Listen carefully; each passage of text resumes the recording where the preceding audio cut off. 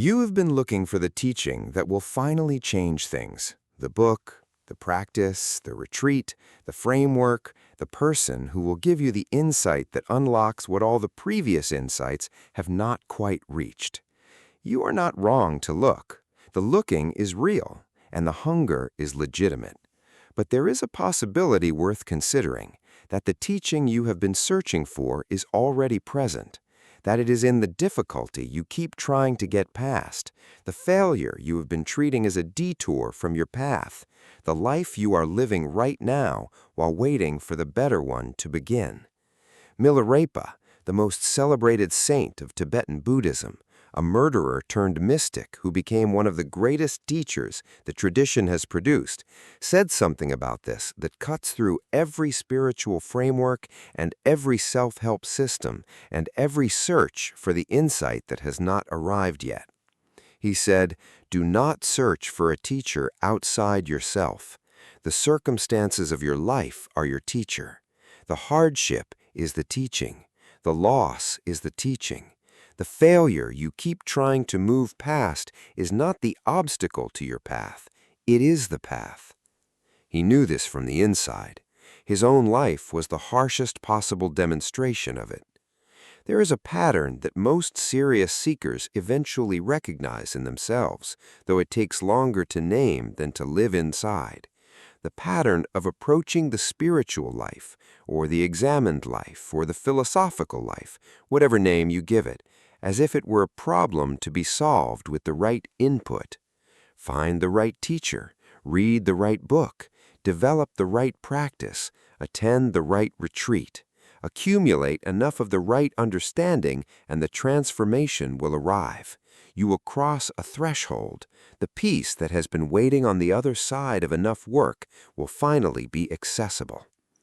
Milarepa lived this pattern to its extreme conclusion and found it empty, not because the teachers and the practices were wrong, because he was using them as a way of not confronting what actually needed to be confronted, which was not a doctrine or a method, but the full, unvarnished, completely unmanageable reality of who he was and what he had done and what his life was actually asking of him. The teaching arrived when the seeking stopped being a strategy for avoidance, when the life itself, the cold, the hunger, the solitude, the grief that he had been carrying since childhood, stopped being the obstacle between him and the teaching and became the teaching itself. Milarepa was born around 1052 in a region of western Tibet called Gungtang.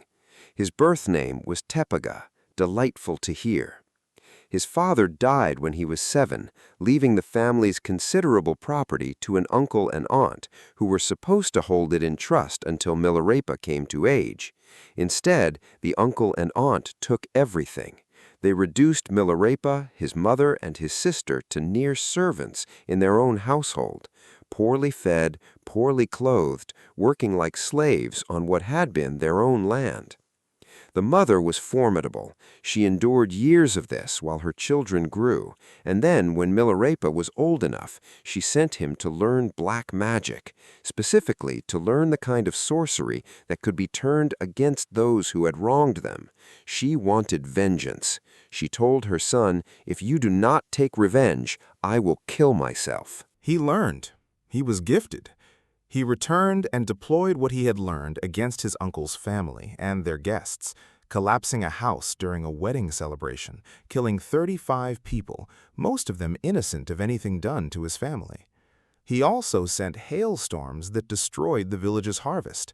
By any measure, including his own subsequent reckoning, he was a mass murderer. The aftermath was immediate and interior. He felt what he had done. Not just the fear of karmic consequence, though that was real and urgent in the Tibetan Buddhist understanding of his world. The direct, felt, full-body knowledge of having done something that could not be undone, that had destroyed people who had not deserved it, that had made him a different kind of person than he had been before. He sought a teacher. The teacher he eventually found was Marpa, one of the great translators and teachers of Tibetan Buddhism, a householder and farmer, as well as a profound spiritual master. Marpa accepted Milarepa, but did not teach him, not immediately. For years, Marpa put him to work, building towers, demolishing them, building them again in a different location. Physical labor, arbitrary demands, no explanation, repeated humiliation. Milarepa endured it with the specific, sustained, entirely necessary patience of a person who understood that what was being worked on was not the towers.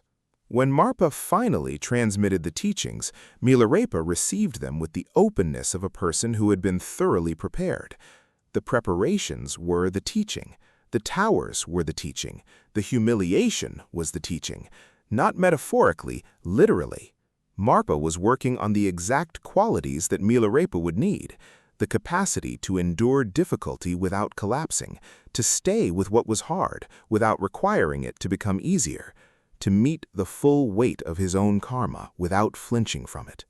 Then Milarepa retreated, to caves in the Himalayas mostly, to conditions of extraordinary physical hardship, cold, hunger, isolation, the kind of austerity that most people who read about it from a comfortable chair cannot fully imagine. He meditated, he sang. The songs, the 100,000 songs of Milarepa, are among the most important texts in Tibetan Buddhism. They are theological, and they are autobiographical, and they are often achingly beautiful, and they record the progress of a person whose teaching was his life, and whose life was his teaching.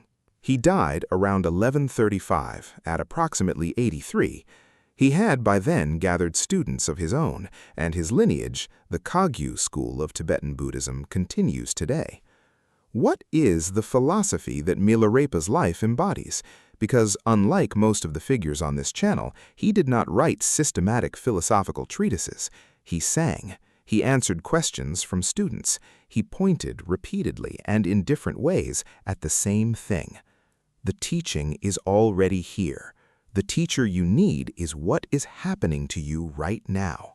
This sounds, in the abstract, like the kind of spiritual plateau that gets embroidered on cushions.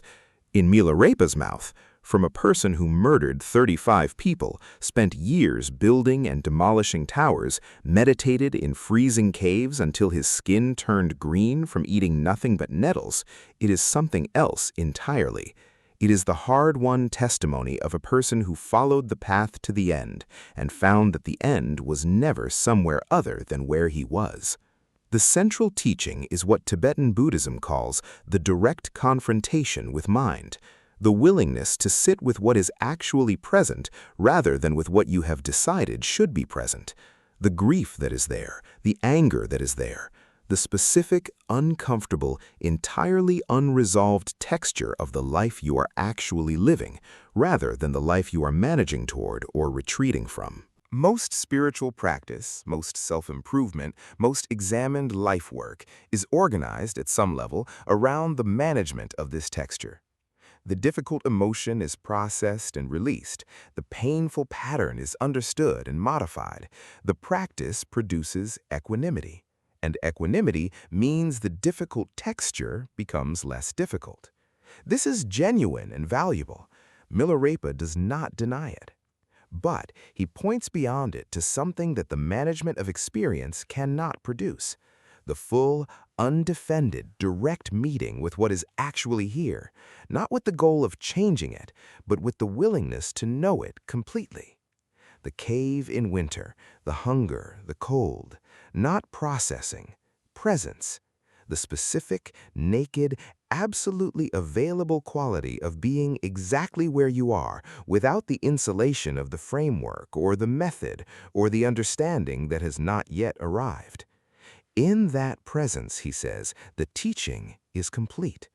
Not because the difficulty resolves, because the resistance to the difficulty resolves. And what remains when the resistance is gone is the nature of mind itself, which is, in the Tibetan Buddhist understanding, clear and luminous and always already present underneath everything that has been placed on top of it. He is not asking you to meditate in freezing caves. He is asking you to stop treating your present circumstances as the obstacle between you and the teaching. They are the teaching, fully, right now. The relationship that is difficult, the failure that won't stop returning, the quality of this particular day received completely without the insulation of plans for what the next day will be better. Now, the bridge. Because Milarepa was an 11th century Tibetan Buddhist mystic operating in a specific religious and cultural context, and most people watching this video are not. But here is what translates directly. The difficulty you keep trying to move past rather than move through. The circumstance you have been treating as the problem to be solved before the real life can begin. The failure that has returned often enough that the return itself is now the message, that whatever needs to be understood about this particular pattern has not yet been understood, and that the next retreat or the next book or the next framework is not going to provide the understanding that the pattern itself is already offering. Milarepa is not asking you to stop seeking. He is asking you to consider whether the seeking has become, in part, a method of not being fully present to what is already here. Whether the hunger for the teaching that has not yet arrived is itself a way of avoiding the teaching that the present moment keeps delivering.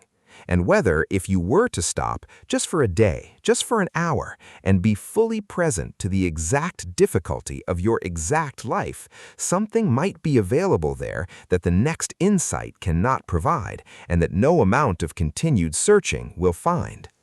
Here is what Milarepa asks of you practically today. First, identify the circumstance you have been treating as an obstacle and receive it as a teacher, not a metaphor. The specific difficulty, the relationship, the recurring failure, the aspect of your own character that keeps appearing in situations you would rather have left behind, and the specific question it is actually asking. Not what do I do about this? What is this showing me that I have not yet been willing to see? Milarepa spent years building towers, not because towers were philosophically significant, but because Marpa understood that Milarepa's specific karma, the particular densities and resistances of his particular mind, required exactly this kind of sustained, unglamorous, apparently pointless work to loosen. The tower was the teacher. Your equivalent of the tower is already present. The question is whether you are willing to receive it as such. Second, stop waiting for better conditions. The caves were not hospitable. The cold was real. The hunger was real. Milarepa's enlightenment did not wait for the conditions to improve. It arrived, not despite the conditions, but through them, because the conditions were exactly what the path required. What are you waiting for before the serious work begins? What conditions need to be in place? What needs to be resolved, settled, improved before you are willing to be fully present to your own life? Name the waiting, because the waiting is the postponement of the only thing the waiting is designed to postpone. Third, sit with what is unresolved without immediately reaching for the resolution. This is the Milarepa practice in its most available form. Not a cave, not austerity, the willingness to be with the difficult thing, the unresolved grief, the uncertainty, the quality of a day that is not going the way you need it to go, without the immediate reaching for the framework or the practice or the understanding that will make it more manageable. 5 minutes, the thing as it is, without processing, without the spiritual move that turns the experience into a lesson before the experience has been fully had, simply present to what is present, which is, Milarepa says, already more than enough. Fourth, let the life be the practice. The cave was a practice space because Milarepa made it one, not because caves have inherent spiritual properties, because he brought to the cave the complete, ungrasping, fully committed quality of attention that makes any space into a practice space. Your life is the cave, the commute, the difficult conversation, the ordinary afternoon. These are not waiting rooms between the practice sessions, they are the practice sessions. When met with the quality of presence that Milarepa brought to the cold and the hunger and the nettles, the teaching is already there. in the difficulty you are trying to move past, in the life you are already living, complete, available, not requiring a better teacher or a better framework or a better set of conditions, requiring only the willingness to be entirely here. I want to close with the image of Milarepa that never leaves me. Not the murderer, not the saint, not the cave or the songs or the lineage of students. The moment when Marpa finally transmitted the teachings, after the towers, after the years of unexplained labor, after everything that Milarepa had endured, Marpa looked at him and said, "I have nothing more to give you." What you needed was not the teachings, it was the preparation to receive them. And the preparation was everything that felt, from inside it, like the opposite of teaching. The difficulty was the transmission, the towers were the texts, the humiliation was the empowerment, and what Milarepa received at the end of all of it was not something new. It was the capacity to see what had always been present, what the confusion and the grief and the violence and the years of effortful, apparently pointless work had been covering. It was here the whole time.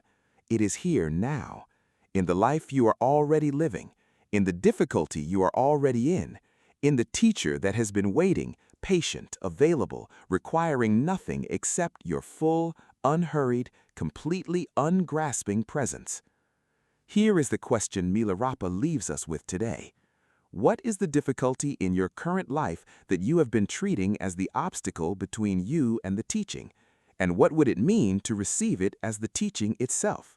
Not to suffer it nobly, to look at it directly and ask what it is actually showing you, what it has been trying to give you, what capacity, what understanding, what quality of presence it is building in you through the specific, repeated, apparently pointless-seeming work of being exactly who you are in exactly the circumstances you are in. Leave that in the comments, because the naming is the beginning of the receiving, and the receiving, Milarepa said, from a cave in the Himalayas, is the whole path. I'll see you in the next one.